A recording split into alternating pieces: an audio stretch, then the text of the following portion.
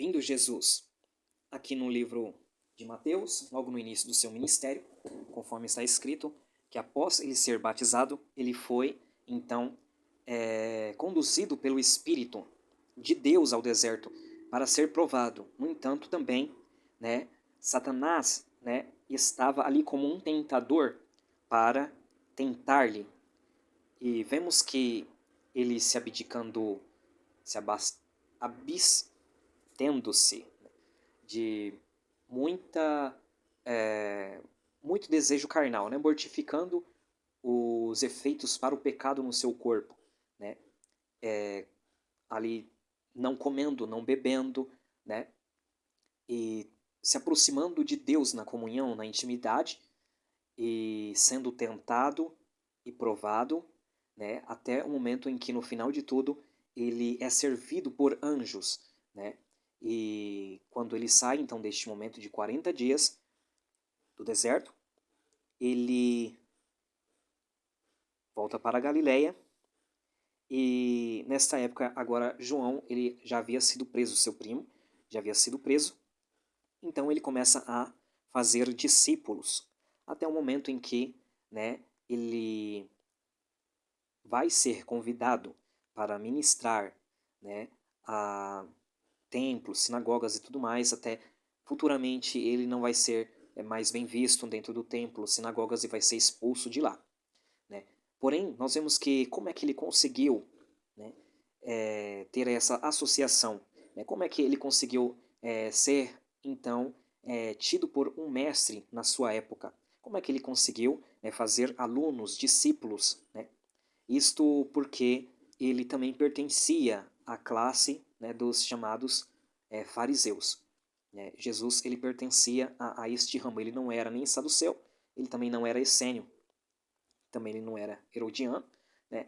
Mas ele estava no meio ali desta classe, né, de entendimento. O entendimento que Jesus ele tinha, né, da espiritualidade, né, da interpretação, né, bíblica, né, era um entendimento farisaico, né, da ressurreição, né, do último dia, né, com respeito a o mundo espiritual, né, de anjos e demônios, e até mesmo, por exemplo, seguir, né, nas sinagogas, estar nas sinagogas, né, aos sábados, ensinando e tudo mais. Tudo isso, né, foi dado a ele a oportunidade no meio dos fariseus, né? Por quê? Porque ele era um fariseu, porque ele tinha que ser, né? Até um determinado momento, ele tinha que ser aí um ortodoxo, né, no lugar ali naquele momento, porque senão ele não teria esta oportunidade de ser chamado de um mestre, né, de ser chamado de um rabi, de ser chamado aí uma pessoa que vai fazer então discípulos, alunos e tudo mais, né? E não era, por exemplo, até mesmo nas denominações de hoje, para você subir num púlpito, para você ministrar uma palavra em determinado lugar, dentro de uma denominação, seja lá qual for, né, é tudo organizado. Você vai, primeiro você vai ter que fazer parte, né, daquela congregação, né? Você vai ter que estar ali no meio, né? E conforme você vai se tanto adaptando como também, né, você vai crescendo ali, né, na cooperação, na obra e tudo mais, né, ali lhe dado, né, os títulos, né, daquilo que você, daquilo que nós vamos fazer, né? Um obreiro, um cooperador, um evangelista, um pastor, e por aí se vai, um diácono, um presbítero e tudo mais. Então, Jesus, ele por via disto, ele teve que ser um perush, ou seja, ele teve que fazer parte, né, deste meio, né? Só que ele não era, né, como nós entendemos quando, por exemplo, fala-se de fariseu, já se induz um entendimento de que associada à hipocrisia, né, e tudo mais. Porém, isso biblicamente não é bem assim, né? Jesus, ele era defendido por alguns fariseus, né? Nós vemos isso nos evangelhos. Jesus, ele amava os fariseus, né? O que ele era contra a hipocrisia, né, de alguns em que, por exemplo, existem aí 7 ais contra os fariseus, porque existiam 7 classes de fariseus, né, na sua época. que contribuíram também para o mundo de hoje também.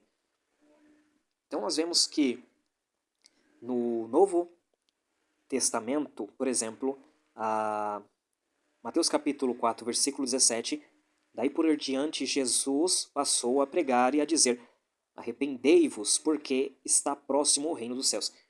A primeira ministração de Jesus, né, é arrependei-vos, porque é próximo, porque está próximo o reino dos céus.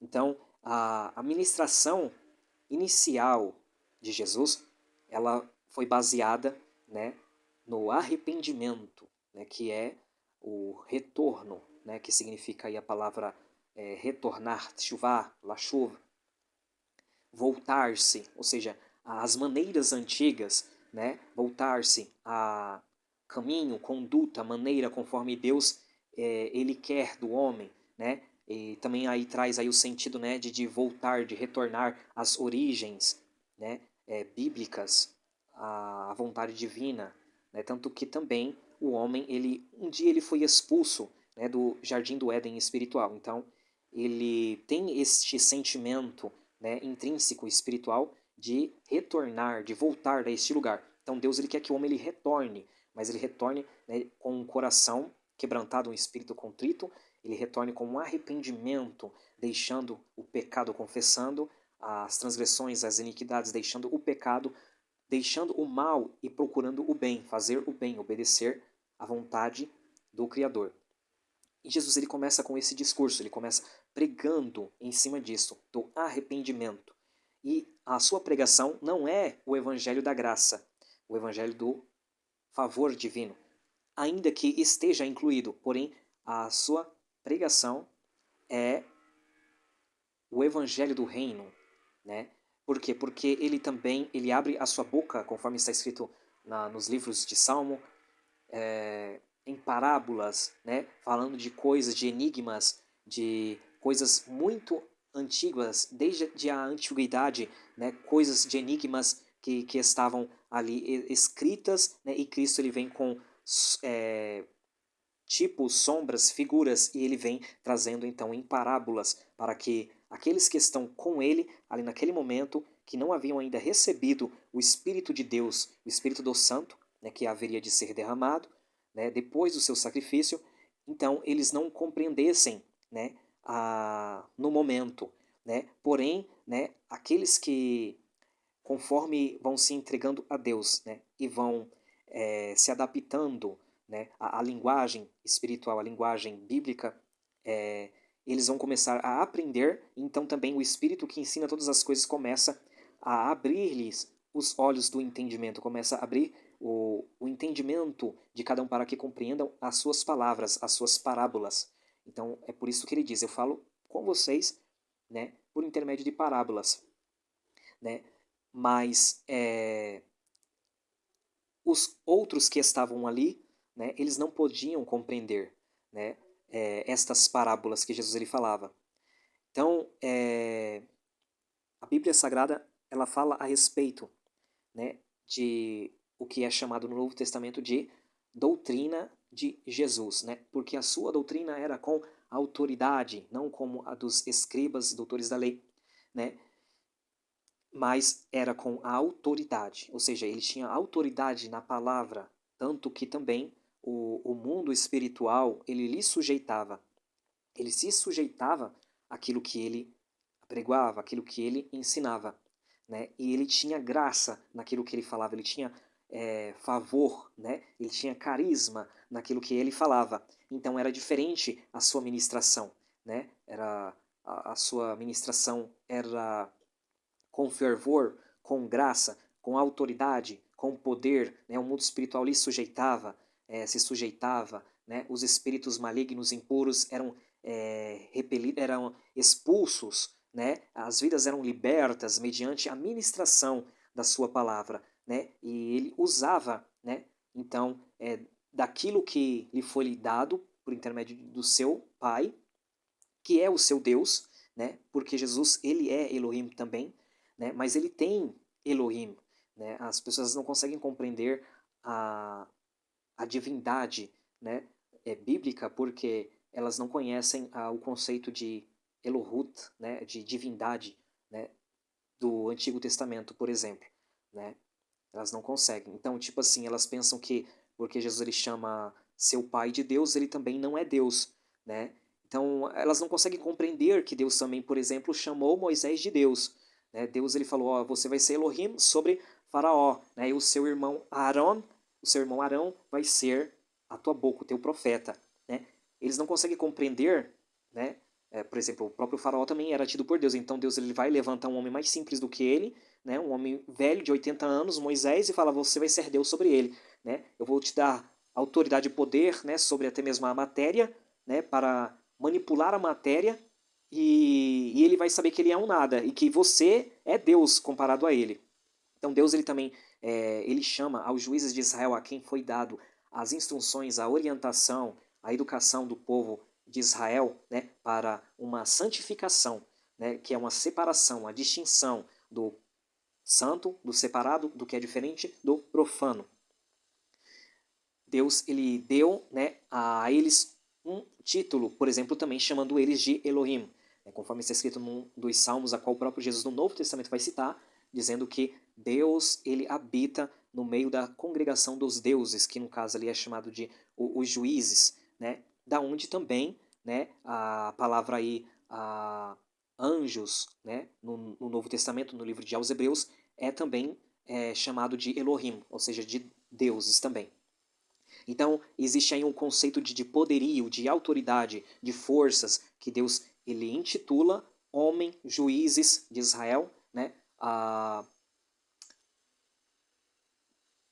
Conforme está escrito no livro da lei, né? Por exemplo, está escrito que quando vieram falar de Jesus, né, falaram, olha, vamos apedrejar você por causa da blasfêmia, porque sendo tu homem, te fazes Deus a ti mesmo, sendo que Jesus ele nunca falou que ele era Deus, mas ele falou, mas eu disse, eu sou filho de Deus, né? Eu sou filho de Deus. Ele nunca falou, eu sou Deus, mas ele disse, eu sou filho de Deus e vocês querem me apedrejar, né? Por qual obra boa vocês querem me apedrejar? Então eles falam, não queremos te apedrejar por alguma obra boa que fizeste, mas porque você sendo homem, fazem a ti mesmo como Deus, né? Por quê? Porque ele dizia, sou filho de Deus. Aí ele fala, mas o que está escrito na vossa lei não pode ser anulado. E está escrito lá no livro de Salmos, por exemplo, falando a respeito do livro de Moisés, dizendo, eu disse, vós sois Elohim, vós sois deuses, todos vós que sois filhos do Altíssimo, né? Como está escrito no livro de Salmos. Então isso ele se referia aos juízes de Israel,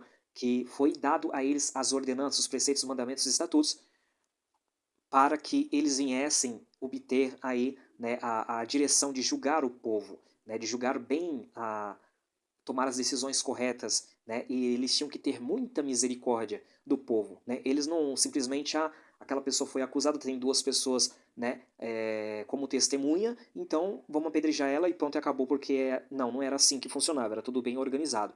Né, se a mulher era, por exemplo, tida por adúltera, né, tinha que ter duas testemunhas ou mais, mas também tinha que ter o adúltero também. Ela não podia ser apedrejada sozinha, né? Isso raramente acontecia, né? Isso raramente acontecia, porque o povo tinha muito mais temor do que hoje.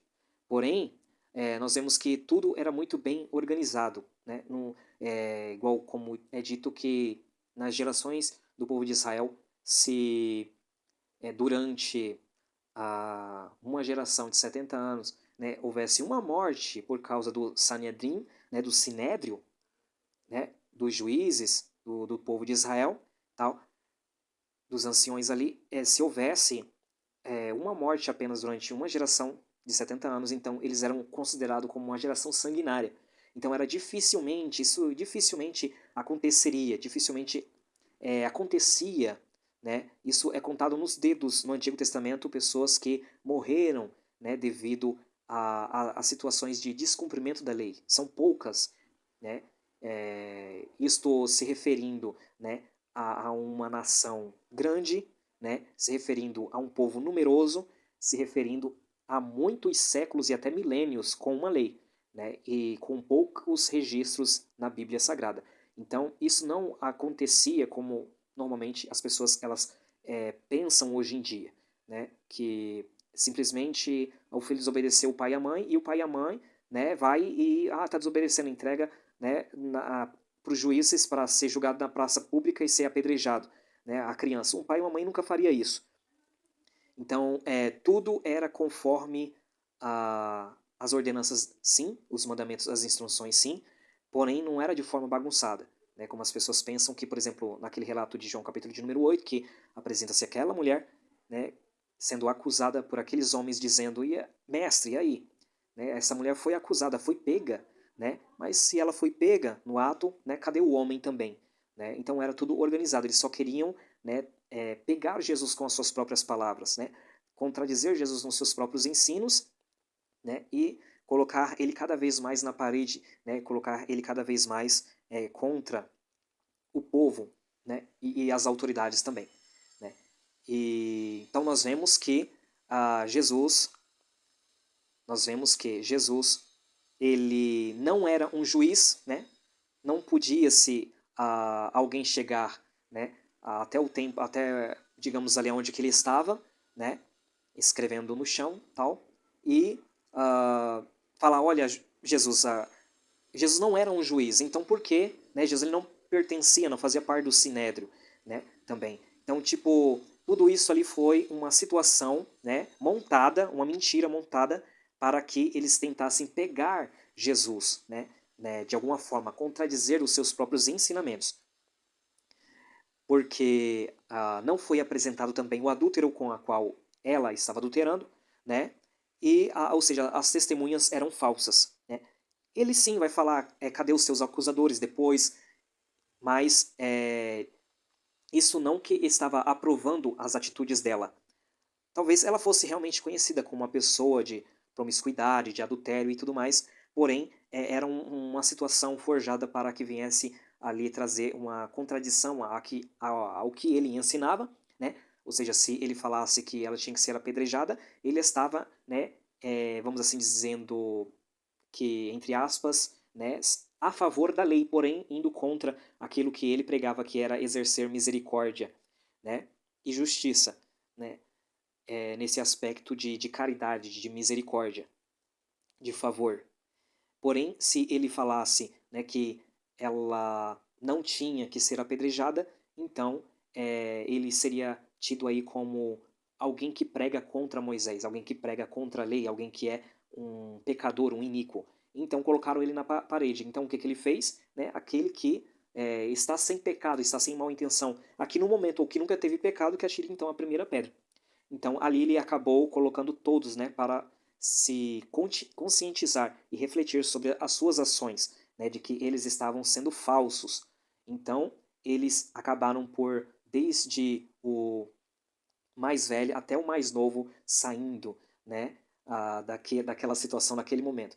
Então Jesus ele usava, né, de muita sabedoria. Deus ele é infinitamente sábio, eternamente sábio. Glórias ao seu nome para todo sempre. Nós vemos que a lei ela funcionava desta forma, neste sentido, né? E quando então Jesus ele vem falar a respeito, né, por exemplo, ele fala com os escribas, com os fariseus do momento ali, com aqueles homens que eram rigorosos com respeito ao cumprimento, né, de coisas mínimas, né? Eles davam a 10ª parte até mesmo do cominho, né,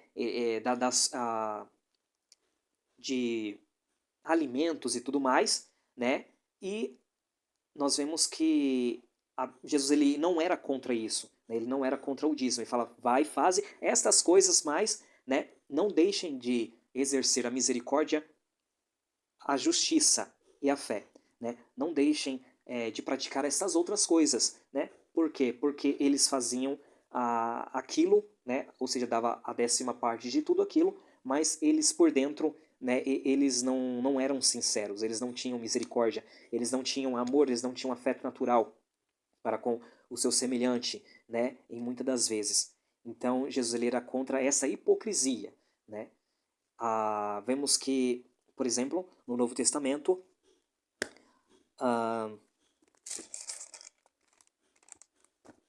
Jesus ele pregava, né, este evangelho do reino, né?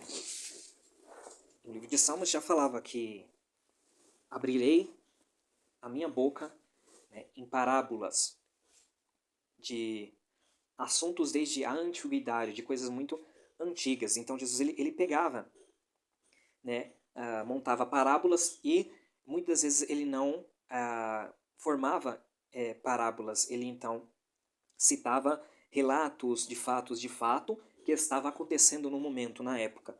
Né? Por exemplo, naquilo que nós lemos no Evangelho de Lucas, capítulo de número 16, se não me falha a memória, que fala a respeito, né, de a parábola, entre aspas, do rico e Lázaro. Né? Porém, ali estes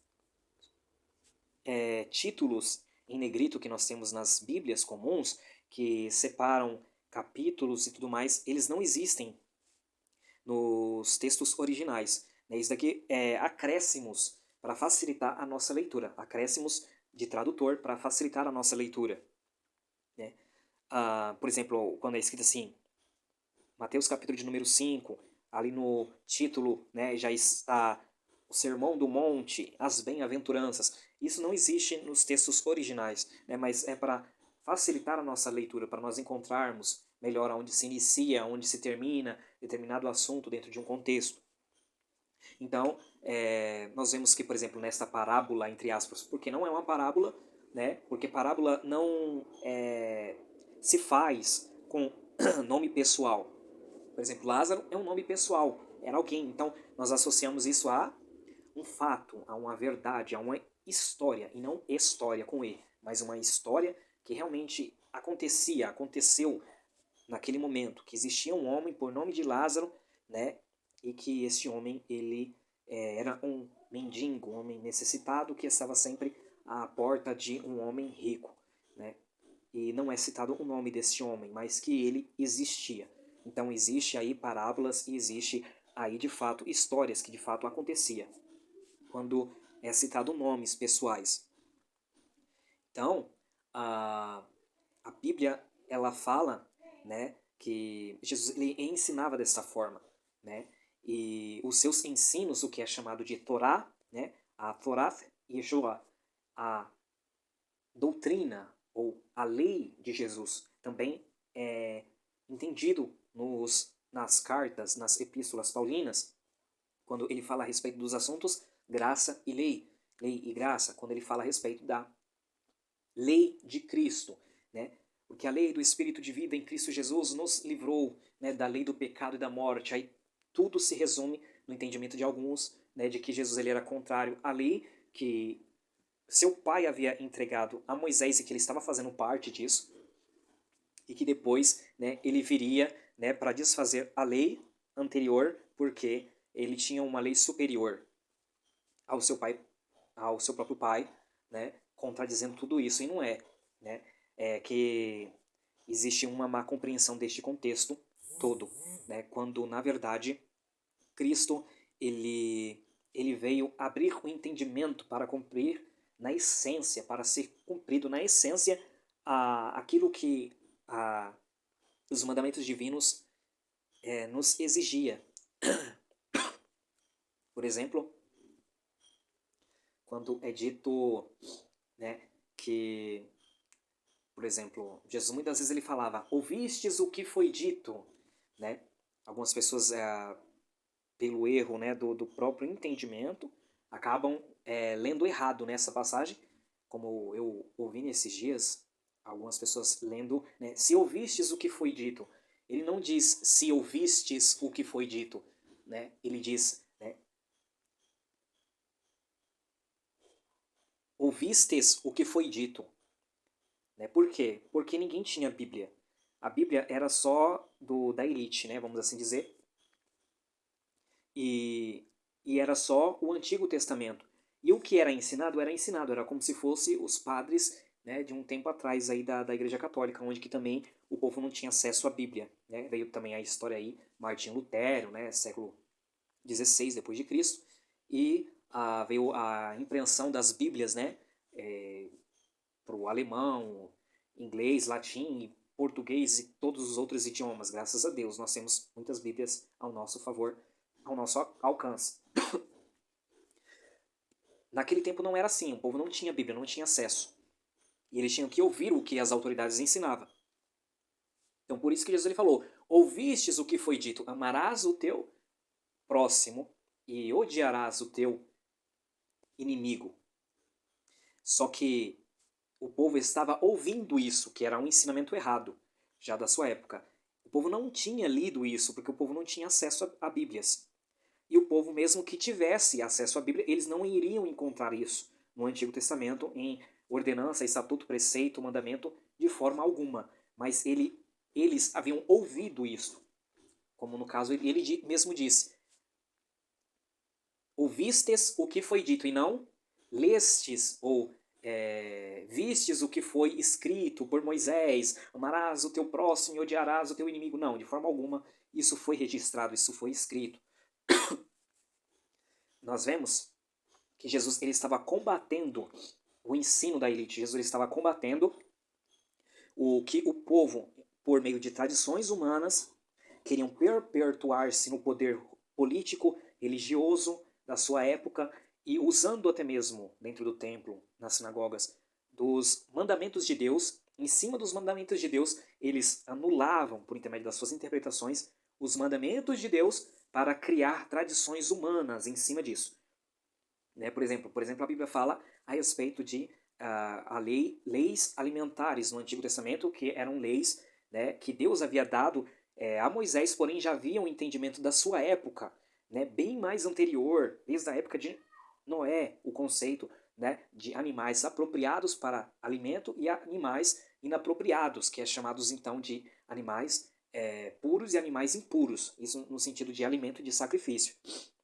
Porém, nós vemos que mais tarde, depois aí de mais de 1000 anos de Noé, vai vir Moisés. E Moisés, Deus vai vir e vai dar a ele, né, as leis, né, de forma mais detalhista para ele, né, para que ele pudesse separar esses animais apropriados para se alimentar dos animais que eram inapropriados para serem alimentados, né? Porém, em cima dessas interpretações com o passar do tempo, né, muitos tidos por mestres, né, no meio do povo acabaram ensinando que também tinha que ter a, a lavagem das mãos e tinha um ritual que tinha que pegar, né, lavar 7 vezes, né, ao acordar a mão, né, e tinha um processo, um procedimento até mesmo para alimentar-se, né, tinha que lavar as mãos assim, né, com toda aquele detalhe que a tradição dizia, né, e o povo começou a pegar todas essas tradições que não era vinda dos mandamentos de Deus, dos preceitos, dos estatutos, das ordenanças dada a Moisés e ao povo,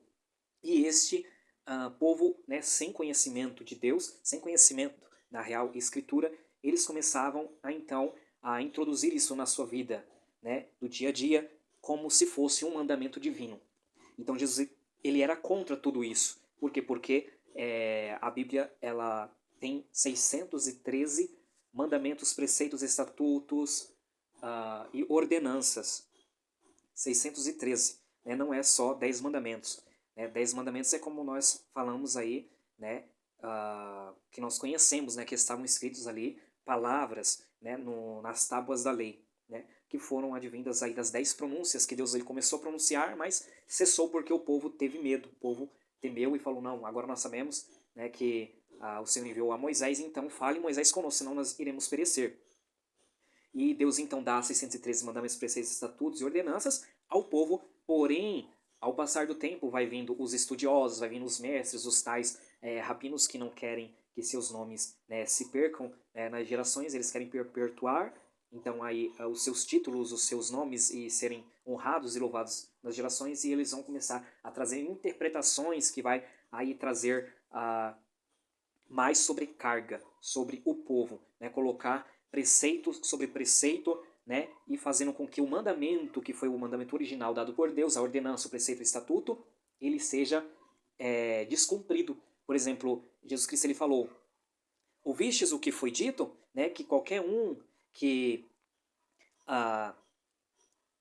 for aí até o templo, né, e dá ali a porção ali, né, que no caso vamos aí dizer que existia um mandamento, né, Kaved, né, honre, né? Sustente, dê peso, né? Avicha ao teu pai, vetimecha, veimecha, né? E a tua mãe, para que se prolongue todos os dias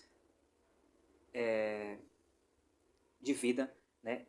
Na terra que o Senhor te dá. Esse é um dos mandamentos ali no livro de Êxodo, capítulo de número 20. E o que eles faziam com este mandamento original dado por Deus?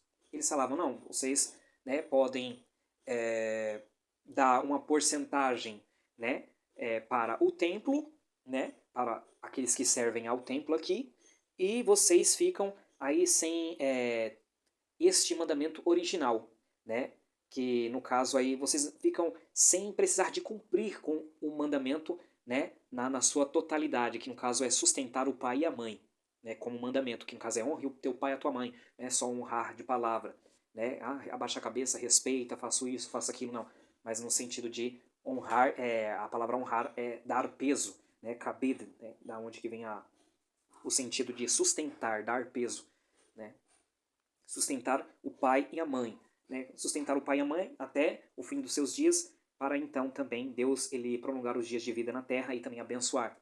Então existia este mandamento. E o que eles faziam? Para você, né, não precisar, né, ficar sustentando teu pai e a tua mãe, você dá sempre uma quantia no templo, né? Isso daí quem falavam era, por exemplo, os saduceus lá no templo, né? Para que então o povo viesse a descumprir um mandamento divino, né? Que no caso é honrar o pai e a mãe de fato, mas então sustentar eles sempre ali, né?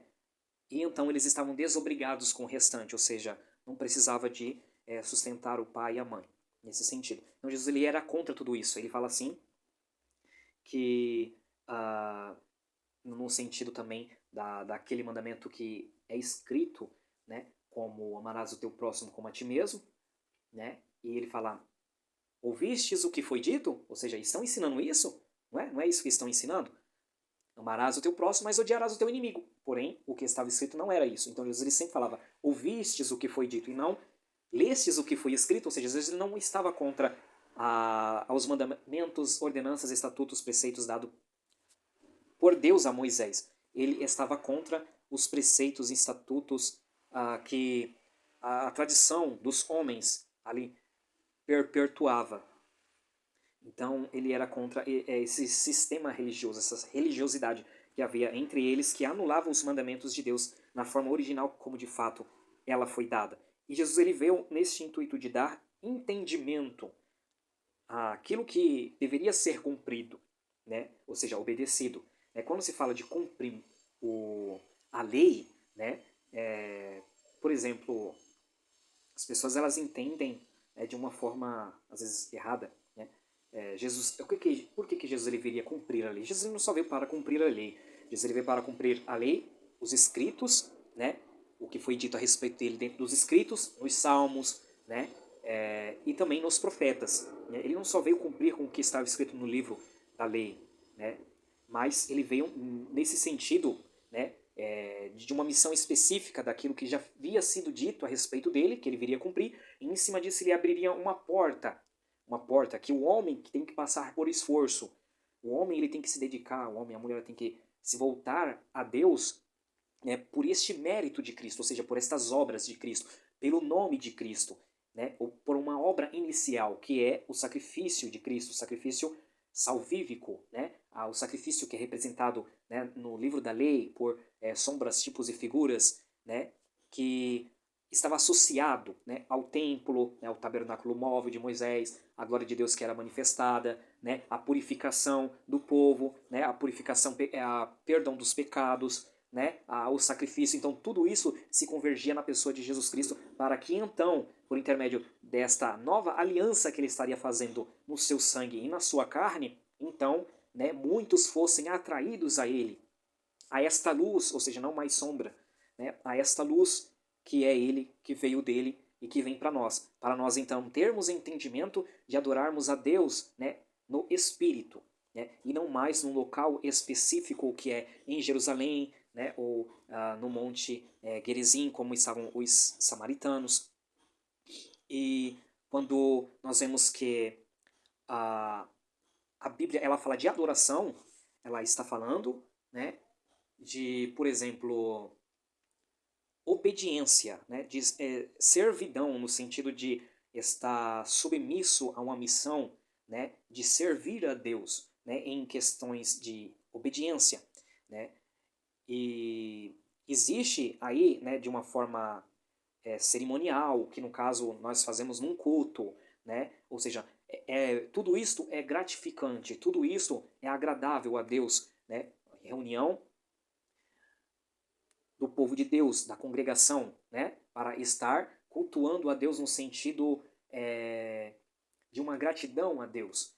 Né? Um culto a Deus por meio de orações, salmos, hinos, né, louvores, né, testemunhos, e um culto de ensino, né, a instrução e ministração da palavra. Né? Tudo isso aí faz parte de um culto, de um cultivo, de uma cultura, né, divina. Mas a Bíblia ela fala de uma adoração que no caso seria a adoração independentemente de lugar, né? Uma adoração que seria, né, por meio de obediência a Deus, né? Ou seja, quando nós estamos honrando, né, os nossos tratos, honrando os nossos tratados, honrando as nossas palavras, quando nós estamos obedecendo a Deus nos sentidos de observância aos seus mandamentos, quando nós estamos enquadrados dentro disso, nós também estamos adorando a Deus. Né? O que partir daí, né, é o sentido aí religioso, como nós entendemos dentro de uma denominação evangélica cristã, né, ou dentro de o que alguém chamaria de uma sinagoga judaica, né, crente em Jesus, em Yeshua, né? Tudo isso daí é uma adoração também a Deus, mas a base de tudo isso seria uma vida, né, perdoada, purificada, santificada, justificada, né, diante da presença de Deus por méritos de Cristo, né? Ou seja, por meio do sangue de Cristo e da ação do Espírito Santo habitando no corpo, na alma, no espírito, trabalhando, justificando, né, no homem e na mulher que servem a Deus. Então tem esse sentido, né? Então nós vemos que Cristo, o que ele fez, né, deu acesso a nós a tudo isso, né? Não a um sistema, né, de culto a Deus no templo de Jerusalém, por exemplo, né?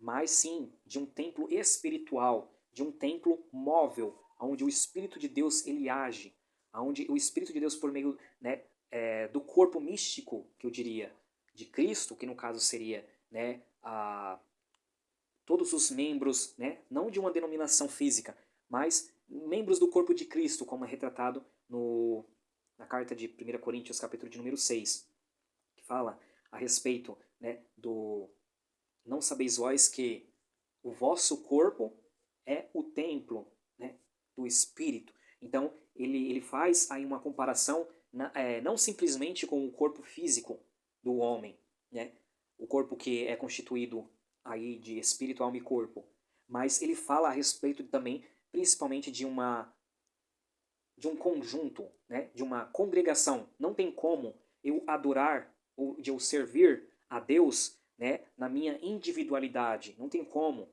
eu adorar, eu servir a Deus como de fato, né, deve ser, né, eu no meu canto sem eu ter uma autoridade religiosa no sentido eclesiástica, né, ou seja, de um pastor, né, ou de eu estar amando o meu irmão, né, como Jesus ele falou, como é que vão reconhecer vocês, né, quando ver que vocês amam uns aos outros, então vão reconhecer que vocês são os meus discípulos. Então não tem como eu viver uma vida, né, separada de tudo e de todos, né, e por mim eu ser tido aí como o templo de Deus, né? O templo, o que é o templo? Eu posso ser, né, a morada, uma casa de Deus, mas o templo ele está falando a respeito do culto, ele está falando a respeito de um conjunto, de uma congregação, ou seja, onde que o povo reúne ali dentro para estar cultuando a Deus. Né? Então existe aí todos os utensílios do templo lá, né, que podem sim se referir a coisas que são espirituais e tudo mais na nossa vida, né? A nossa dedicação a Deus, a nossa oração, né? O nosso sacrifício diário a Deus e tudo mais, a nossa devoção. Só que isso se refere especificamente à pessoa de Cristo. E na pessoa de Cristo que ele abre o sentido de ter um corpo. Por quê? Porque é nele que nós temos vida, não é em nós mesmos, né? Então é por intermédio de Cristo que nós somos agregados a este corpo, né? Existia muito essa linguagem no Antigo Testamento, né? Como, por exemplo, nós abateremos o exército inimigo como se fosse apenas um homem só, né? Ou seja, um exército tido como se fosse um homem apenas. No Antigo Testamento isso era muito visto. Então, da mesma forma, Cristo, ele une em si, ou seja, para que seja alimentado no seu corpo, para que seja vivo no seu corpo, para que seja justificado no seu corpo, para que seja, então, ressurreto no seu corpo espiritualmente e futuramente ressurreto, né, fisicamente para um corpo incorruptível de glória, né, por intermédio, né, das suas obras, dos seus méritos, e não alguma outra obra, nada. Então, por isso que nada que um homem possa fazer possa garantir para ele o mundo vindouro. Não é simplesmente as minhas boas obras que me farão ter acesso à vida eterna, né, conforme está escrito. Eu tenho sim que ter boas obras, sim. Porém, isso é principalmente um segmento, algo que vem após, né, a fé salvífica, a fé genuína, na pessoa de Jesus, naquilo que ele fez por mim, porque eu poderia ser a melhor pessoa do mundo, eu poderia ser a pessoa mais correta em todos os sentidos, justas em todas as obras, no máximo possível que eu pudesse. Ainda assim, se eu não reconhecesse que foi Deus quem fez isso por mim, que Deus é quem ajuda-me a ser assim, que é Deus por intermédio dos seus méritos próprios quem faz isso por mim porque eu não mereço nada disso, se eu não reconhecesse isso, se eu não soubesse destas maravilhas que Deus ele nos faz saber, né? Então tudo isso é a ação de Deus, né? Isso principalmente nos méritos, no nome, nas obras de Cristo, ou seja, naquilo que Cristo ele faz quando eu creio, quando eu tomo posse no meu coração e eu tenho convicção disto, e quando eu confesso com a minha boca, conforme está escrito que nisso se consiste a palavra de salvação. Né? Então, é dentro deste todo aspecto que entra aí o sentido, né, de a justificação por intermédio, né, da fé, né? Ou seja, da fé nos méritos, não meus, não na minha obediência, não nas minhas obras, mas nos méritos e nas obras de Cristo, aonde que eu me incluí neste corpo. E por ele agora eu estou me movendo, agindo, vivendo, e que nele, pelo Espírito de Deus que age no corpo de Cristo, o qual é de fato o templo de adoração. Ou seja, Cristo é o templo de adoração. Né? Nós vemos, por exemplo, 2 Tessalonicenses, capítulo de número 2, que fala a respeito, né, da manifestação, né, do homem do pecado, do filho da perdição, no templo do futuro. Né? Como já havia descrito também no livro de Daniel, então ali fala a respeito, sim, do templo físico lá.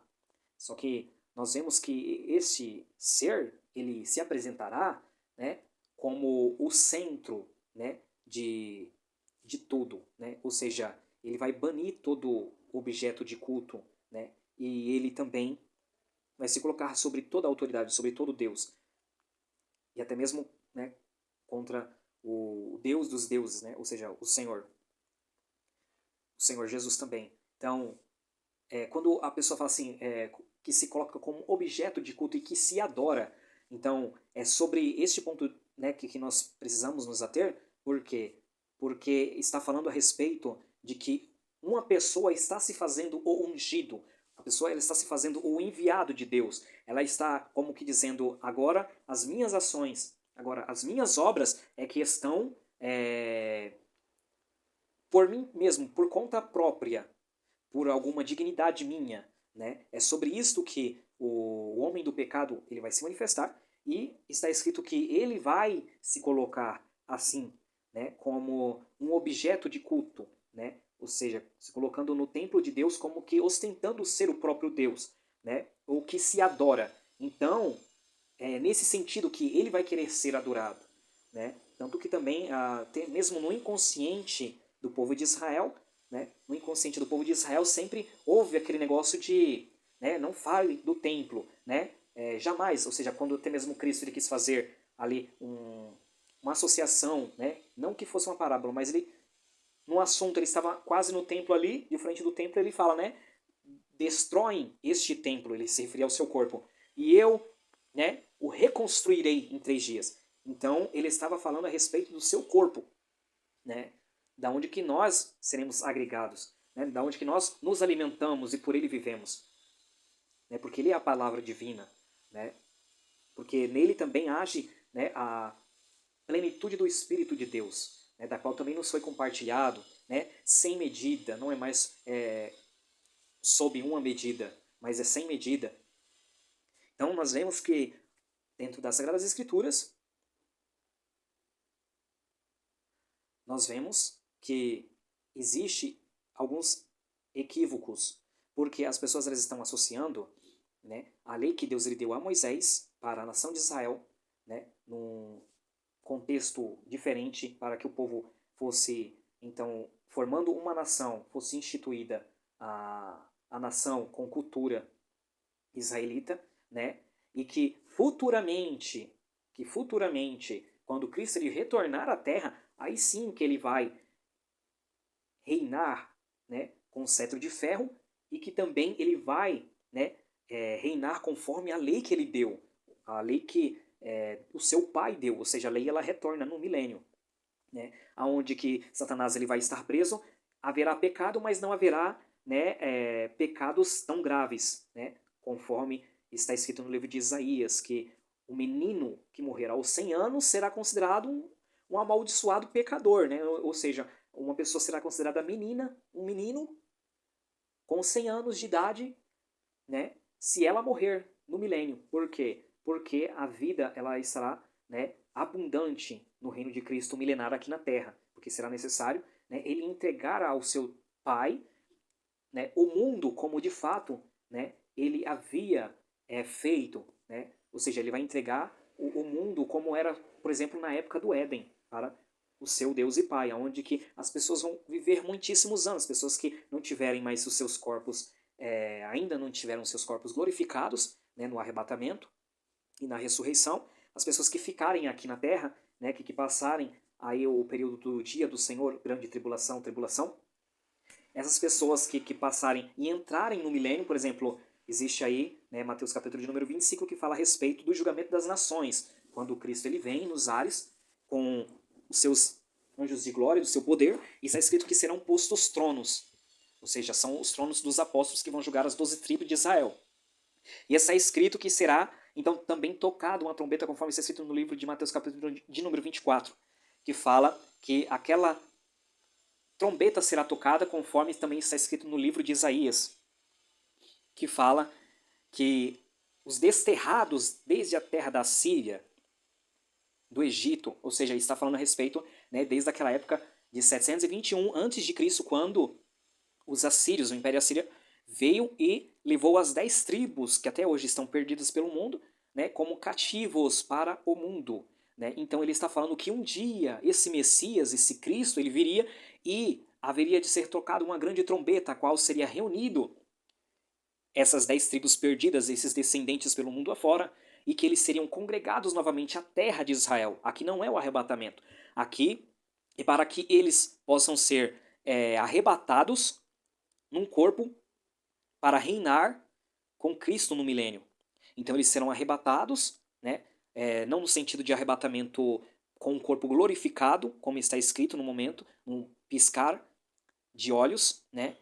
Serão transformados seus corpos e serão arrebatados a encontrar com o Senhor nos ares. Mas este ajuntamento, que é um ajuntamento, não é bem um arrebatamento de um lugar da terra para o outro, quando então é enviado anjos. Os anjos são enviados nesse momento para ver aonde que está um descendente de Israel e trazer ele desde os 4 cantos da terra, para trazer a terra de Israel quando Cristo, na segunda vinda, já aconteceu o arrebatamento. Então Cristo ele vai ajuntar esses israelitas que estão pelo mundo para entrar com corpos físicos mortais no milênio. Porque muitos destes vão entrar no milênio, mas só que ainda então vai ser aí passado pelo crivo do julgamento das nações, conforme Mateus capítulo de número 25, que fala que tronos serão postos, Cristo vai vir com os anjos da sua glória e também a igreja estará ali, porque ela não é dita ali naquele momento, porque a igreja é dita como um mistério desde o Antigo Testamento. Então, quando Cristo ele fala muito por intermédio de parábolas, há muito o que ser aprendido após, principalmente, a sua morte e ressurreição e a descida do Espírito Santo, há muito a ser entendido por intermédio do que Cristo ele falou anteriormente e do que está escrito na lei e nos profetas e nos escritos. Por quê? Porque o Espírito ele veio dar esse entendimento. No entanto, no momento, Cristo ele falava simplesmente por intermédio de parábolas, para que depois pudesse ser compreendido, como ele havia dito, que hoje o que eu faço vocês não podem compreender, mas depois vocês vão compreender. Então, a Bíblia ela está falando que no julgamento das nações, no livro de Mateus de número 25, esses tronos vão ser estabelecidos, que são os tronos das 12 tribos, para o julgamento das 12 tribos de Israel, que são os 12 apóstolos. Eles vão julgar as casas de Israel, as tribos de Israel, e as nações serão julgadas, e elas serão vistas perante Deus como bodes e ovelhas. E elas serão julgadas aqui neste momento para entrar no reino milenial. Aqui não é para entrar na eternidade. Aqui não é para entrar na vida eterna, mas aqui é para entrar no reino milenial. O reino que Cristo reinará aqui na terra por 1000 anos. Esse julgamento, esse crivo, ele é chamado de o julgamento das nações, a qual Cristo ele olha para as nações da terra, para as pessoas como bodes e ovelhas. Os bodes é colocado à sua esquerda, a quem ele diz, olha, porque eu tive fome e não me destes de comer, porque eu tive sede e não me destes de beber, porque eu estava com frio e não me agasalhaste, porque eu estava preso e não fostes me visitar. Então ele coloca à parte, à esquerda, os bodes, e aí ele lhes pergunta, mas quando, Senhor? Que não fizemos isto para ti? Então ele vai dizer para ele, quando deixasses de fazer a um dos meus pequeninos, deixasses de fazer a mim. E as ovelhas que serão postas à sua direita, ele vai trazer, ele vai dizer, vindes benditos de meu Pai, ao reino de meu Pai Celestial, que foi feito desde antes da fundação do mundo, porque tive fome, me destes de comer, porque tive sede, me destes de beber, porque estava com frio, me agasalhaste, porque estava preso e fostes me visitar. E eles lhe perguntarão, Senhor, quando que te vimos com fome e demos de comer a ti? E ele então lhes dirá, quando fizestes isso a um dos meus pequeninos, a mim fizeste. Então ele está se referindo ao tempo da grande tribulação, a qual aqueles que por meio de obras ajudarão aqueles que estarão sendo perseguidos. Aos judeus, porque haverá uma grande perseguição aos judeus e a todos aqueles que não estiverem de acordo, né, com a governança daquele tempo, daquele momento, né, do governo do anticristo e da religião do falso profeta. Então, a Bíblia ela está falando que haverá então um julgamento, um crivo chamado de julgamento das nações, em que essas nações serão vistas por Deus como ovelhas e bodes. E então, aqueles que acolherem, né, entre as nações, que não terão alcance de alguma forma ao anticristo, ou até mesmo pessoas que conseguiram de alguma forma ir para desertos, ermos, lugares apartados, né, não sabemos como, porém haverá, com muita dificuldade, pessoas que vão acolher pessoas que estarão sendo perseguidas, né? E essas pessoas, elas irão entrar no reino milenial, o reino de Cristo, aqui na Terra durante os 1000 anos, mas vão entrar com os seus corpos físicos, com tendências a pecar, a enfermidade, de uma forma muito reduzida, claro, com toda certeza, porque Satanás também estará preso durante esses 1000 anos. Então, a Bíblia, ela fala deste julgamento das nações, em que, conforme está escrito no livro de Ezequiel, né, vai voltar aí os sacrifícios, né, conforme a partir do capítulo 40 de Ezequiel. Então ali tudo é literal, né? O sacerdote lá vai voltar a sacrificar, né? E Zacarias também fala, né, no capítulo de número 14 que nas panelas estará escrito, né, Kadosh Adonai, sagrado, separado, santificado ao Senhor, né? Ou seja, os sacrifícios serão somente para o Senhor, conforme também está escrito que um será o Senhor e um será o seu nome, ou seja, não haverá idolatria, né? Ou seja, porque o Senhor reinará sobre o Monte Sião, a partir do Monte Sião ele reinará sobre o mundo todo, né? Isso por intermédio da lei de Moisés. Então, a Bíblia fala que o conhecimento se multiplicará, né? E o pecado será reduzido totalmente. O mundo se encherá como que de oceano de conhecimento. Como a terra se enche de águas, como o oceano enche a terra, assim também o mundo estará do conhecimento do Senhor. Então, aí é neste tempo do reino milenial em que Satanás ainda está preso e ele será solto somente no final dos 1000 anos para tentar este povo que estará aqui na terra, este povo que ainda tem tendência a pecar, que estará num corpo físico. Por quê? Porque a igreja já não mais será tentada, porque a igreja estará glorificada num corpo incorruptível, onde não entra pecado, não entra dor, não entra morte, não pode ceder à tentação. A igreja estará com Cristo glorificada, reinando neste período, onde inclusive também algumas parábolas da parte de Jesus está escrito que, né, inclusive dá-nos a entender que alguns reinarão, governarão, a igreja reinará, algum deles reinarão, algum de nós, que nos esforçarmos, sobre cidades, a um será dado 5 cidades, a outro será dada determinada região, ou seja, por quê? Porque serão ministros, né, porque serão governantes aqui também sobre a face da terra, e que também muitos estarão, né, nos céus nesta época, né, até o reino milenial para alguns também serão nos céus de glória, né, de Deus na Nova Jerusalém, que descerá no final dos 1000 anos, né, da onde também está escrito que quando Satanás ele for liberto, após os 1000 anos do reinado de Cristo, ele sairá para trazer essa multidão de gente que está sobre a face da terra, multiplicada, porque a morte praticamente será extinta, praticamente. Por quê? Porque o pecado será muito reduzido. Haverá ainda pecado, haverá ainda morte, mas é como está escrito no livro de Isaías, que o leão se deitará com o cordeiro, que a criança brincará com a áspide, que o o leão, né, comerá palha, né, como o boi, né? Então, tipo, vai voltar a como é que era, né, no Éden, por exemplo. Ainda que o Éden não fosse físico, mas estava no mundo espiritual e existia, assim, o homem que era físico, né, mas o Éden era espiritual, ele estava numa região aqui da Terra e ele foi retirado. Então, nós vemos que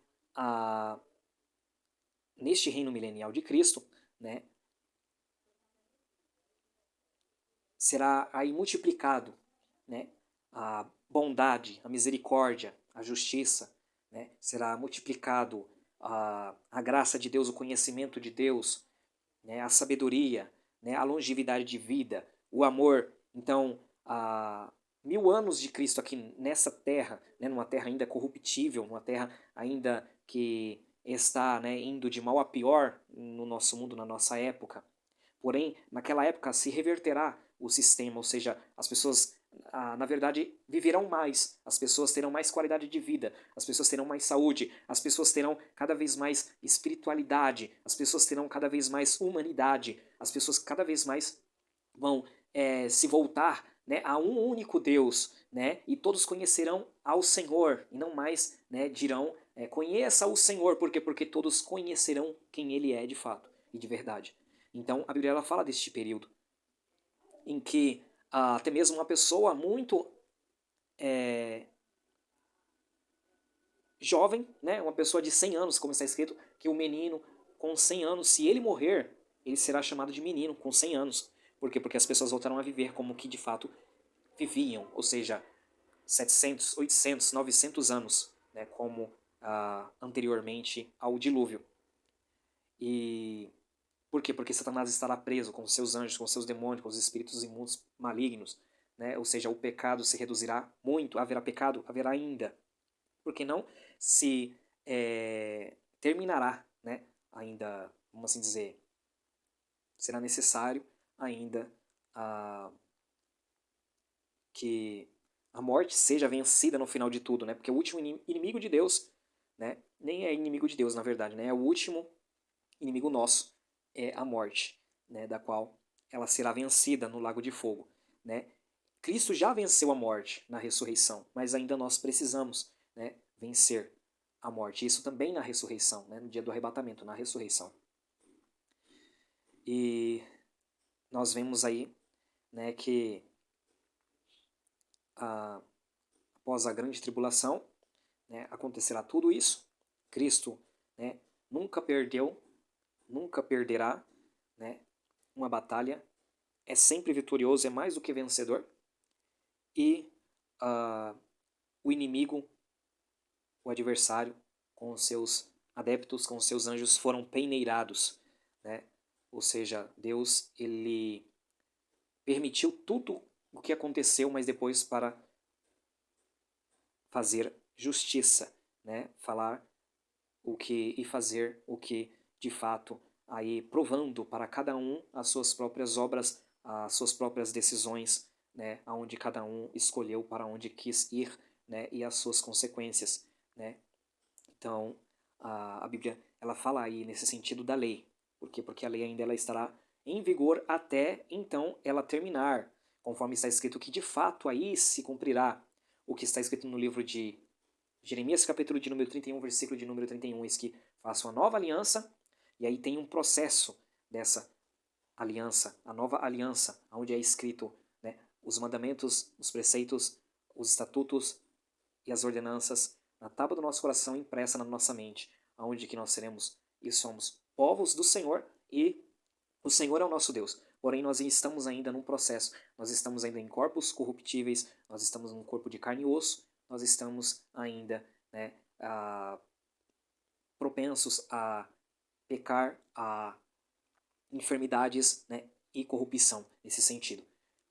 Mas um dia, né, na ressurreição, no arrebatamento, né, a partir do juízo final, né, então será uma nova história, né, para aqueles que creram, claro, na pessoa de Jesus Cristo e viveram uma vida voltada, uma vida dedicada à vontade divina, amando a Deus de todo o coração, querendo Deus com todas as forças, né, se dedicando em sua vida em prol disso, né, pelos méritos de Jesus Cristo, pelo caminho, a porta que Ele abriu, né, por este acesso que Ele nos concedeu. Então, a estes vai ser dado realmente uma vida eterna. Já aos outros, né, que passarão depois do juízo final, depois de todas as coisas, né, será aí cabido, né, o lago de fogo, né, juntamente com os demônios e os anjos, né, os quais estarão ali pelos séculos dos séculos da eternidade, né, em corpos corruptíveis, corpos da onde será coisas horríveis para todo sempre, porque não terá vida, né? Ou seja, não terá a presença de Deus, não terá alívio, não terá tranquilidade, não terá paz, para todo sempre.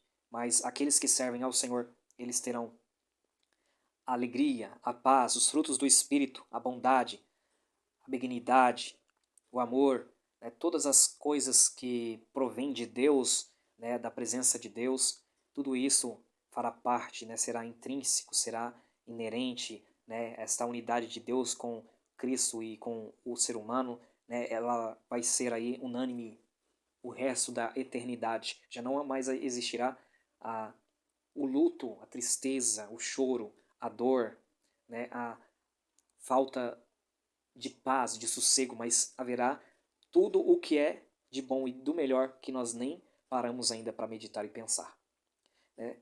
Graças a Deus. Então, a Bíblia ela fala muito a respeito da lei. Eu fugi bastante do tema, claro. Ela fala de uma lei que Deus deu e que ela é boa, como fala o apóstolo Paulo.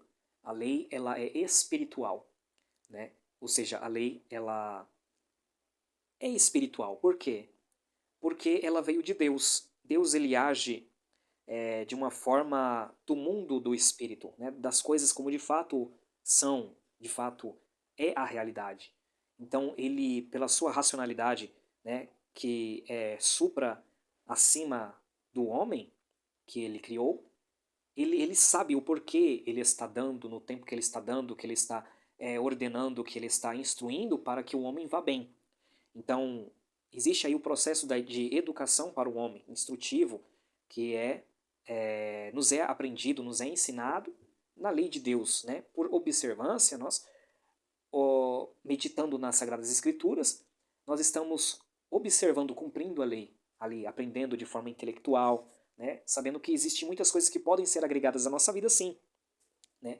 Como, por exemplo, existem os mandamentos que podem ser agregados à nossa vida, e existem algumas ordenações, né? Alguns preceitos, por exemplo, construir, né, ao redor da nossa casa um parapeito, né? Colocar em determinado lugar da nossa casa, né, um, uma parte ali aonde que, se alguém por algum acidente subir e cair, né, esse sangue não venha a ser cobrado de nós, porque também tinha isso no livro da lei. E, por exemplo, existem muitas coisas, por exemplo, plantar, né, no mesmo local o milho e o feijão, né, duas sementes diferentes em quase no mesmo lugar. Não, tem que ter um bom espaço para que as raízes elas não se entrelacem, né? Ou seja, tudo era ordenado na lei de Deus, como está escrito. Então existem muitas instruções, né, que nos faz entender como é que nós possamos viver melhor, né? Então existe aí tudo um sentido, né, de observância que nos ensina, né, o tempo certo das coisas e tudo mais, e ações, né, que nós devemos tomar, decisões que nós devemos tomar, aprendendo, por exemplo, com as histórias bíblicas, né, dos antepassados, dos patriarcas, né, onde que tudo ali que eles viveram foram para nos ensinar. Então existe aí conceitos morais, conceitos éticos, né, para nós aprendermos, né.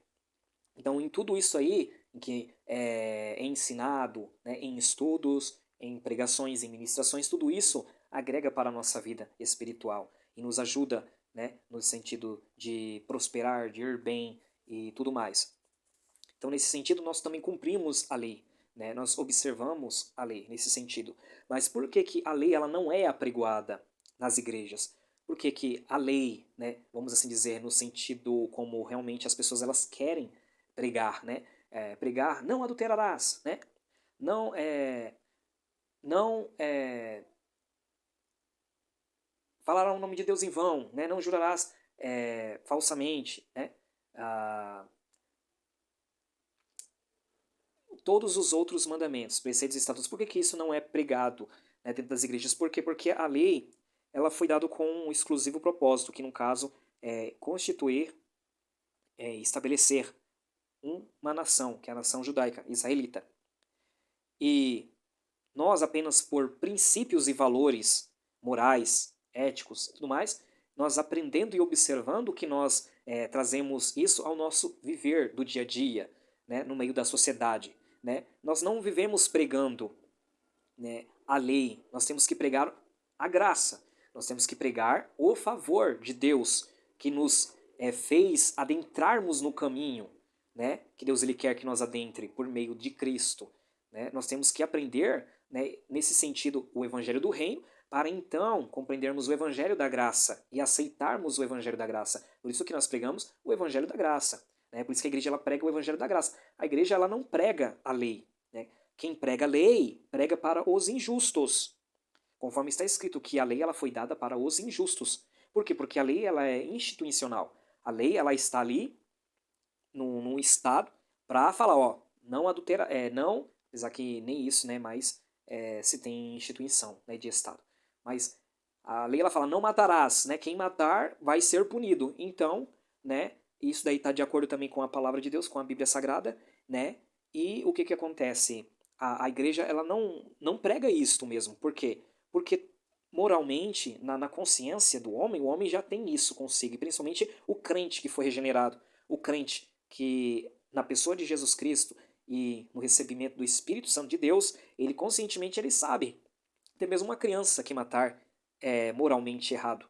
Então, na consciência dele, ele já tem a sua própria lei, a própria lei que acusa ele se ele fizer alguma coisa errada nesse sentido. Então, a Bíblia ela não fala para nós pregarmos a lei, mas a lei de Cristo, no sentido da graça, no sentido do favor daquilo que ele dá, daquilo que ele faz pela nossa vida, né? Por quê? Porque a Bíblia ela fala no livro de aos Romanos que, por exemplo, Paulo citando, comparando ele com a história de Adão, ele fala, olha, antes, né, eu vivia como se não tivesse lei, mas quando me veio o mandamento em forma de ordenança, eu conheci o mandamento e, ao conhecer ali o mandamento, né, me impulsionou ao pecado. É o que aconteceu, por exemplo, com a Eva e Adão, né? Quando veio a ordenança para eles, né, numa forma de mandamento, não comerás o fruto da árvore do conhecimento do bem e do mal, o que aconteceu? O homem permaneceu ali. Só que, né, por emoção, né, no sentimento, a mulher, né, obteve curiosidade. Então ela ficou sempre ali observando o que será que tem ali, por que foi proibido. E ela sempre ficava ali. Nesse sentido, né, o diabo incorporou naquela serpente, né, para ali tentar a Eva, né, nesse sentido, para fazer ela cair e posteriormente o homem também a cair. Então, a ordenança em forma de mandamento, ela vem e, conforme o apóstolo Paulo no livro de Aos Coríntios, ele fala que quando então eu não conhecia a lei, né, eu não tinha pecado, mas então quando me veio o mandamento em forma de ordenança, então eu descobri o pecado. E por ocasião do pecado me veio a morte. Então foi preciso aí a morte espiritual, no caso, né, a separação de Deus. Até que então veio a morte física. Então, a Bíblia ela fala nesse sentido de que a lei ela opera, na lei ela opera o pecado, porque a força do pecado é a lei. Então, a pessoa ela vai conhecendo lei, ela vai sabendo agora por conhecimento informativo de que determinada coisa é pecado, de determinada coisa é errado, de determinada coisa é pecado, e ela não compreende a viver no Espírito de Deus, ela não compreende a viver de uma forma grata, né, nos frutos do Espírito, em adoração a Deus e tudo mais, e ela acaba o quê? Só conhecendo o que não deve ser feito e o que deve ser feito, o que não deve ser feito e o que deve ser feito. E ela começa a entrar, né, nessa questão dos complexos da inferioridade dela, porque ela não vai conseguir ser perfeita em tudo. Aí ela começa a entrar na questão da justificação própria, da justificação pelas próprias obras dela. Agora eu estou obedecendo, agora eu estou obedecendo, né? E quer impor as leis sobre as outras pessoas em forma de ordenança de mandamento. Então, a Bíblia ela fala a respeito assim, de que a graça de Cristo, o favor que ele nos ofereceu, que ele nos oferece, por intermédio do seu sacrifício e agora pelo derramamento do Espírito de Deus, supre todas essas necessidades. Porque agora é o Espírito que age em nós, é o Espírito que nos convence, que nos move, que nos justifica, que nos faz entender. É o Espírito de Deus agindo no nosso consciente, inconsciente, subconsciente, almas, né, na nossa vontade, né, no nosso querer, vamos assim dizer, que ele que nos ajuda, né, a tomar as decisões, né? E nós somos falhos, nós pecamos, nós erramos. Porém, a Bíblia ela está querendo sempre falar para nós não nos privar desta graça de Cristo, conforme está escrito lá no livro de aos Hebreus, né? Porque esta graça ela está disponível, este favor, essa força, essa graça, esse poder que vem de Deus no Espírito, ele está disponível para nós estarmos vivendo uma vida espiritual dedicada a Deus, porque quando nós deixamos disso, está escrito que nós acabamos caindo da graça de Deus. Ou seja, o cair da graça de Deus acaba entrando nas questões da justificação própria, acaba entrando nas questões de obediência à lei, ou seja, a pessoa acaba vivendo pela lei. A pessoa não vive mais agora pelo Espírito. Né? Por isso que também o apóstolo Paulo ele fala, recebestes vós o Espírito de Deus, ele veio por intermédio da pregação da fé ou pelas obras da lei? O Espírito de Deus ele veio por intermédio da pregação da fé. Ou seja, por meio de Cristo, por meio daquilo que ele fez, por meio da minha fé, agora, né, por meio do favor de Deus que me incutiu agora esta fé, que colocou em mim esta fé salvífica no Cristo vivo, né, e agora a força que ele me dá para mim viver uma vida em Cristo, isso me faz viver na graça do Filho de Deus, no favor do Filho de Deus, na lei de Cristo, né, não mais andando, né, com uma espada apontada para mim falando que eu estou condenado, né? Porque, conforme Romanos capítulo de número 8, está escrito: nenhuma condenação há para aqueles que estão em Cristo Jesus, que não andam mais segundo, né, a carne, mas segundo o Espírito. Então, a Bíblia, ela está falando de uma vida no Espírito, de uma vida na carne. E ela está falando que o viver na carne é pecado. E ela está falando que o pecado, ele tem a sua força na lei. Então, a lei, ela é útil, conforme está escrito, ela é muito útil, ela é espiritual, só que ela é apregoada para os injustos. A lei, ela está numa instituição, ela está na constituição de uma nação, de um Estado, para falar o que é pecado e punir o pecado e o pecador, conforme está escrito, que nenhuma autoridade não foi concedida se não fosse, então, por Deus e permitida por Deus, né? Porém, Deus há de trazer juízo sobre também as autoridades. Maior juízo se terá também sobre as autoridades, né? Então, a Bíblia, ela está falando, né, de uma vida no Espírito, né, que é diferente de uma vida na carne. Por quê? Porque a carne, ela quer, né, esse prestígio, né? O ego, ele quer o prestígio de saber que é uma pessoa obediente, de saber que é uma pessoa certinho, de saber que é uma pessoa justa, né? Por quê? Porque está seguindo algo, porque está fazendo certo, porque a pessoa, ela quer, o homem, a mulher, ele acaba justificando no seu próprio coração, no seu próprio espírito, ele está entendendo que é as suas obras, né, que estão lhes dando mérito em alguma coisa, de estar vivendo aonde que ele está, de estar chegando aonde ele está chegando, de estar onde que ele está agora, né, porque ele também vai ter uma vida eterna ao lado do seu Senhor, porque são as suas obras, são porque agora eu deixei de comer tal coisa, porque agora eu guardo dias tais, e porque agora eu vivo, né, conforme aquilo que Deus determinou aos meus antepassados, né, que no caso foi ao povo de Israel. Então, tipo, a lei, ela serve para o povo judeu, ela serve para o povo judeu, para o povo israelita, até porque também existe dentro ali a cultura também, dentro da própria Bíblia, né, nos 5 primeiros livros, também chamado de Lei de Moisés, Lei de Deus. Mas foi algo no contexto para a instituição, para formar o Estado de Israel, né? E a Bíblia, ela fala de uma lei superior, né, de um pacto superior, que é o pacto da graça, né, que é, então, a, a nova aliança que Deus ele fez com o povo por intermédio do seu Filho. Então, é incluído nós, né, o povo, a qual no livro de Atos dos Apóstolos, capítulo de número 15, está escrito que no concílio dos discípulos, está escrito que não foi dado nenhuma carga maior do que aqueles mandamentos que estão ali.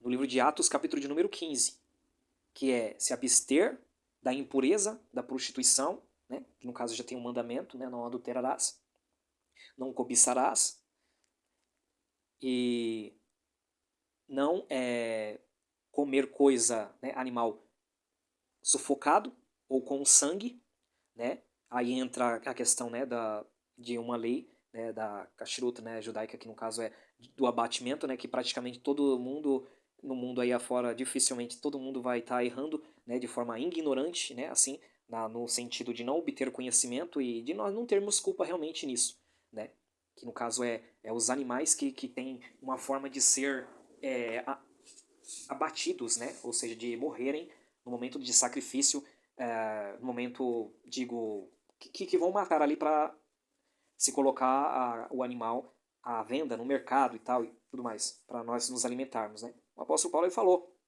aos gentios, comei tudo que está no mercado, tudo que vende-se no mercado. Claro que ele estava falando talvez ali com autoridades, né, judaicas que estavam, né, em outras cidades que não fossem dentro de Israel. Porém, né, o povo gentil, né, sempre se alimentou de tudo, né? E claro que existe sim regras, né, para a saúde nossa. Ou seja, Deus ele não está falando no sentido de que quem come ou deixa de comer está condenado, né, nunca nasceu de novo e etc e tal. Mas ele está falando realmente que existem animais que são propícios, que são apropriados para se alimentar e que eles nos dão saúde, né? Nesse sentido, e que existem animais que são inapropriados para se alimentar e que eles, de certa forma, prejudicariam em muitas questões a saúde, né? Então, ele fala a respeito desse sentido de uma vida melhor, de qualidade, né? e dá esses sentidos aí, né, nesse sentido da lei, né, de mandamentos, né, inclusive, né, tem a questão aí que eu estava falando sobre o animal ser abatido, né, o animal ser abatido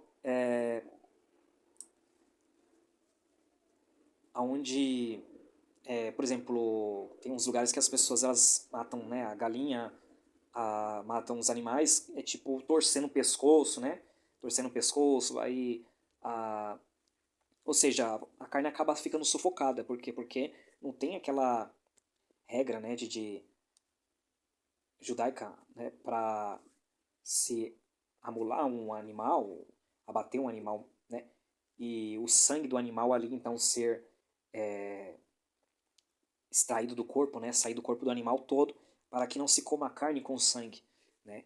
E existem muitas leis ali no livro de Atos dos Apóstolos, capítulo de número 15, e ele vai falando ali, né, dos mandamentos, e que é somente aquilo que aprove o Espírito a simplesmente dar ao povo, a igreja gentílica, não israelita, não judaica, mas dá aquelas leis ao povo.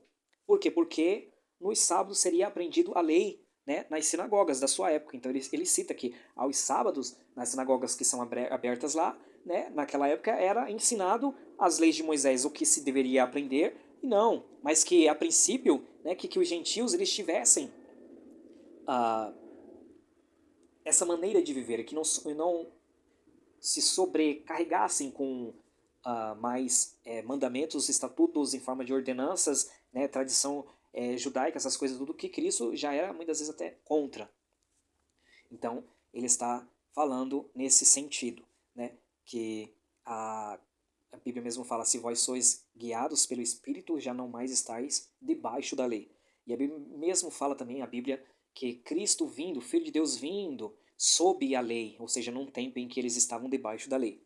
Então, existe sim, de fato, um tempo em que a lei, né, ela estava, né, sobre a terra de Israel, sobre o povo do conhecimento bíblico, e ali era o tempo chamado tempo da lei. Até então, quando Cristo ele vem, né, e ele crava, né, as ordenanças em forma de mandamento, ele crava na sua carne, no seu sangue, né, na cruz, né, do Calvário, ele crava ali tudo o que era contrário a nós, né, todas as nossas dívidas, elas ficam pagas por intermédio da sua obra, né, fica quitado por meio da nossa fé nele e a nossa perseverança em obedecer a sua palavra, né.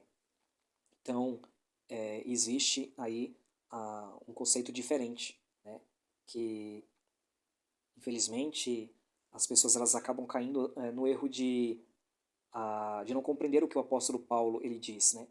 O apóstolo Paulo ele fala, né, da lei do pecado e da morte, né? Aí as pessoas pensam que se refere à lei de Moisés, à lei de Deus. Não, a lei de Deus, a lei de Moisés, ela é santa, perfeita, boa, agradável, né? Ela é espiritual para os espirituais, mas o apóstolo mesmo fala, mas eu sou carnal, né, vendido, né? A carne é o pecado, né? Aí ele fala, quem me livrará do corpo desta morte, né? Aí ele fala, mas graças a Deus eu dou a Jesus, que no espírito, no entendimento, eu sirvo a Deus, mas na carne há o pecado. Por quê? Porque nós estamos num corpo de pecado, até a morte. Nós estamos num corpo em que está suscetível a falhar, a errar, a pecar. Né? Por quê? Porque se movem em nós leis contrárias à lei do nosso próprio entendimento. Né? Se move em nós, se move muitas vezes a, o impulso à concupiscência, aos desejos desenfreados, né? Se move em nós, porque principalmente no homem, né? Se move por exemplo, no homem, no caso, se move bastante num sentido, né? Digamos aí, por causa que o homem tem o hormônio masculino, tem bastante hormônio, então aí se move no sentido ah, da glutonaria, ou então no sentido, né, de uma vida sexual, né? Ah, por quê? Porque isso é o hormônio do homem, é muito forte, né? E isso não é um problema, isso foi criado por Deus, foi dado por Deus, né? Existe aí então uma ação do Espírito para trabalhar, para ajudar o homem no sentido do domínio próprio, né? Quando a pessoa também ela consagra a vida, ela se volta a Deus, ele mortifica os efeitos no corpo para o pecado. Na mulher, né, nas mulheres, né, existem aí o sentido, né, ah, mais sentimental, emocional, né, que se ela não conhecer a vontade de Deus, dentro da palavra de Deus, ela, por exemplo, os sentimentos, né, que é uma combinação, né, da vontade da pessoa, ou a vontade, no caso, seria aquilo que ela quer, aquilo que a pessoa ela quer, ou aquilo que a pessoa ela não quer, né? Então aí, dentro disso daí vai gerar um sentimento ou uma emoção, né? E dentro disso daí que está dentro da pessoa, do ego, isso daí pode fazer com que a mulher, ou as mulheres, elas acabem sendo enganadas por elas mesmas, né? Ou seja, pelo próprio eu. Isso até mesmo no homem tem. Porque o homem, às vezes, ele tem a racionalidade, ela fica um pouco mais forte sobre a emoção o sentimentalismo, né? Então dá para ter um discernimento na hora. Já a mulher ela precisa desse esforço, né, para conhecer mais e mais, né, a Deus e tudo mais, para que com a ajuda do Espírito de Deus, com a ajuda do Espírito de Cristo, cabeça, comece então a ensinar cada vez mais ali no seu consciente, na sua vida, a racionalidade espiritual. Né? Aí é onde que ela vai começar a discernir, né, entre o sentimental e o emocional, que muitas vezes é levada muito pelo sentimental, tomando decisões precipitadas, errando em muitas coisas, né?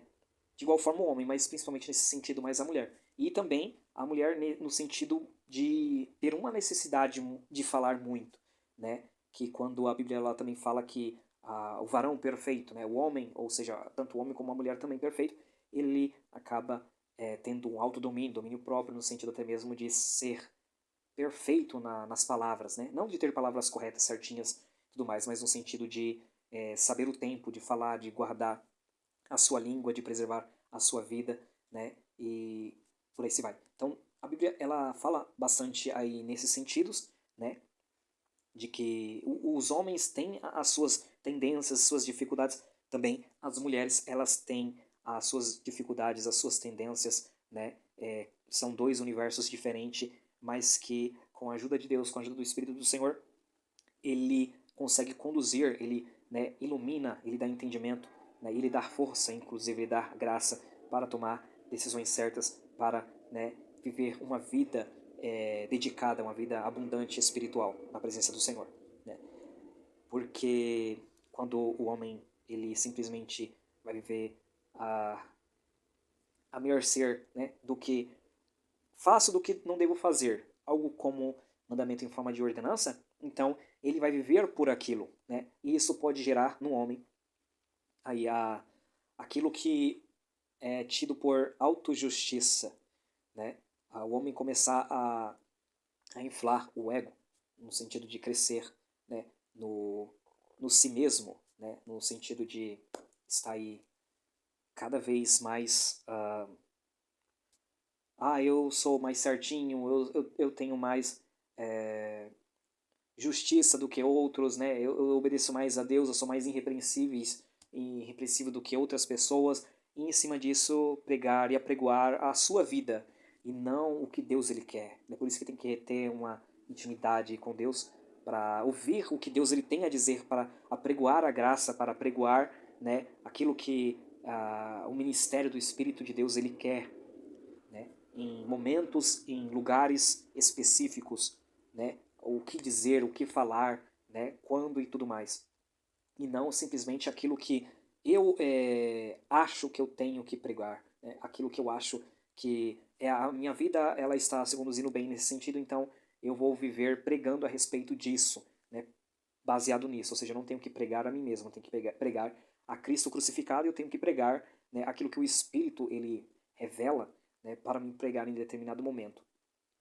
Então, tudo isto está falando a respeito da graça, né, de Deus, que é uma vida espiritual, não é uma vida palpável, né, é uma vida além da racionalidade, né, humana, do intelecto humano. Né, a vida no espírito ela é sobrenatural, ela muitas vezes ela impacta as pessoas no meio da sociedade, até mesmo as pessoas dentro do convívio, né, de uma congregação, de uma igreja. Por quê?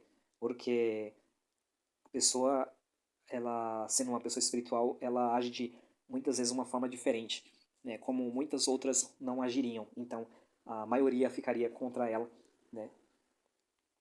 e situações que acontecem na vida dela, né? Muitas pessoas ficariam julgando ela, né?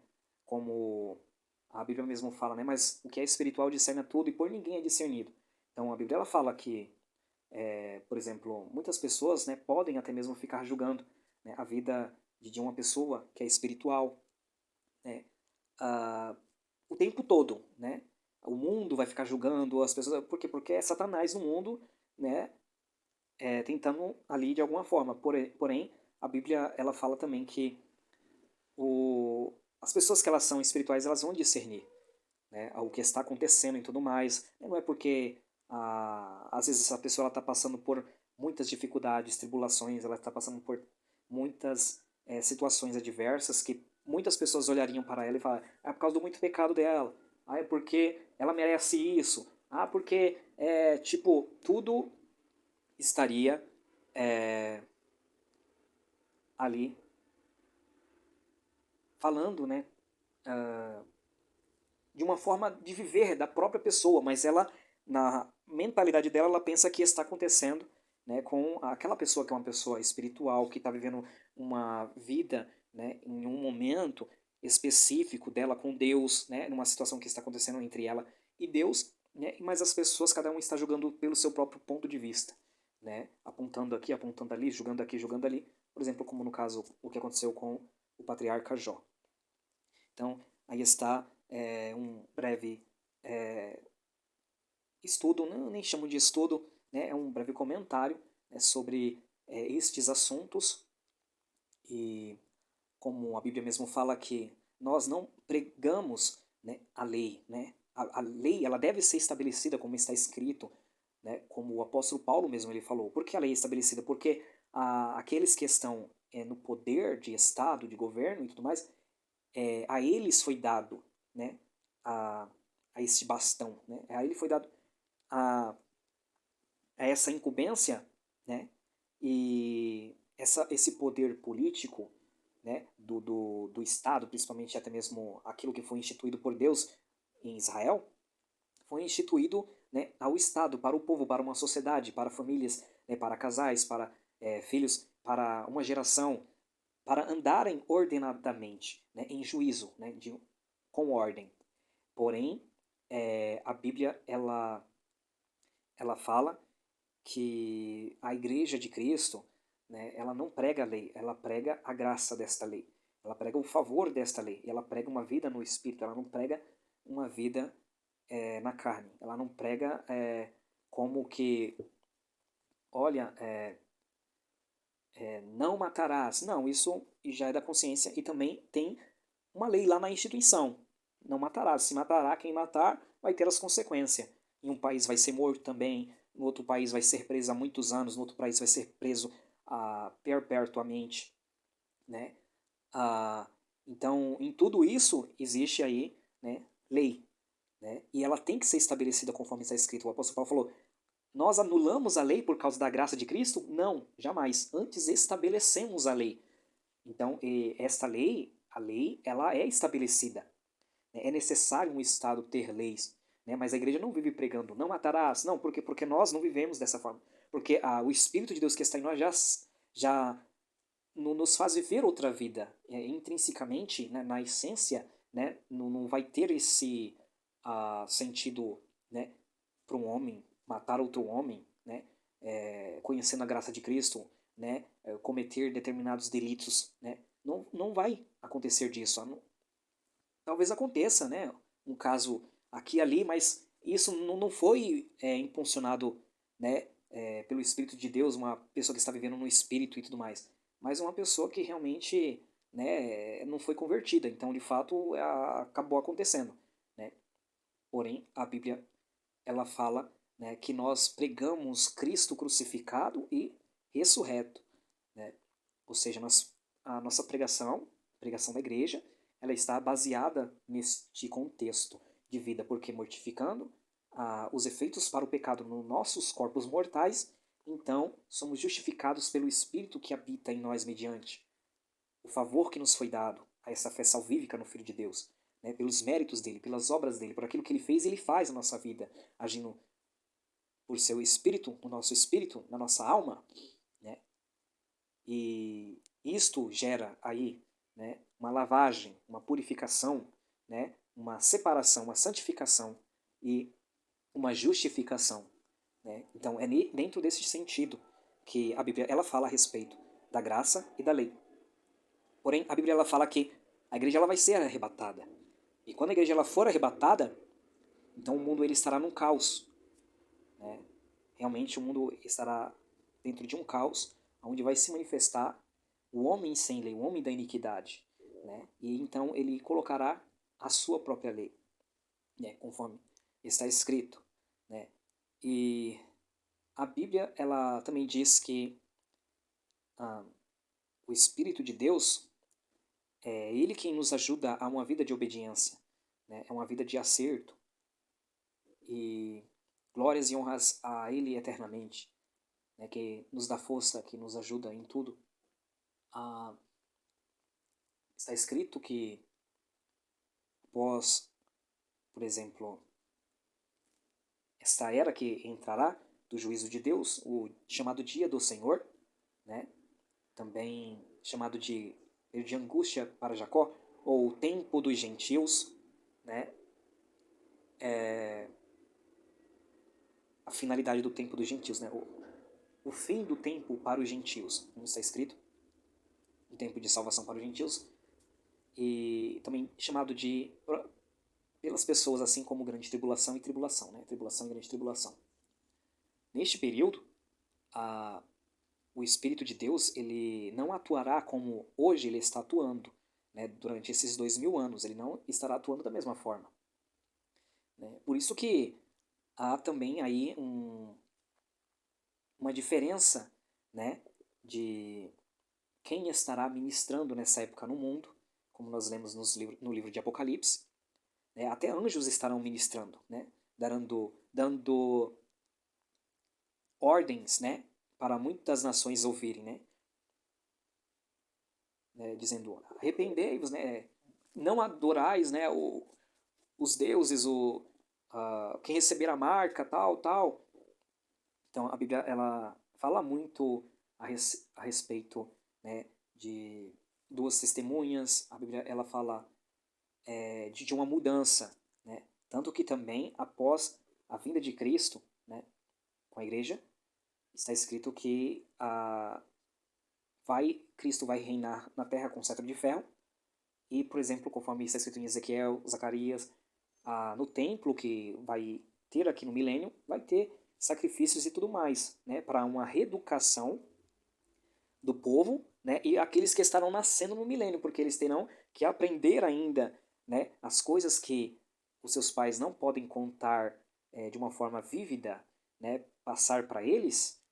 Esses que vão nascendo no milênio, que vão se multiplicando no milênio, no reino milenar de Cristo, eles vão ter que aprender, né, de forma no conhecimento experimental, né, ou seja, vendo como de fato acontecia, né, tinha o templo, né, o sacerdote, o sacrifício, aquela coisa toda, para eles compreender, né, quem é aquele que é o rei que está reinando sobre eles, né, para eles dar glória a ele, ou seja, respeitar a ele, obedecer a ele, né.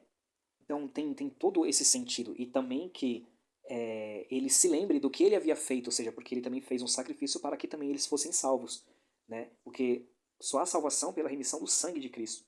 Então haverá então de ser sacrificados animais no templo para tipificar, para dar simbologia e educar aqueles que estarão nascendo no milênio, para que eles vejam, olha, realmente, né, desde a época de Moisés, eu não sei quantos mil anos atrás, já havia sido feito sacrifício, né, e depois de não sei quanto tempo veio Cristo no meio do povo e foi sacrificado, ele foi o sacrifício vivo, ele foi o sacerdote, ele também foi o cordeiro, ele também foi o altar, ele também é o templo, então tudo se convergia a ele, tudo falava a respeito dele, né, e é ele que é a salvação, né, ele que é a solução de todos os nossos problemas, que é o pecado, a obra do diabo, o pecado.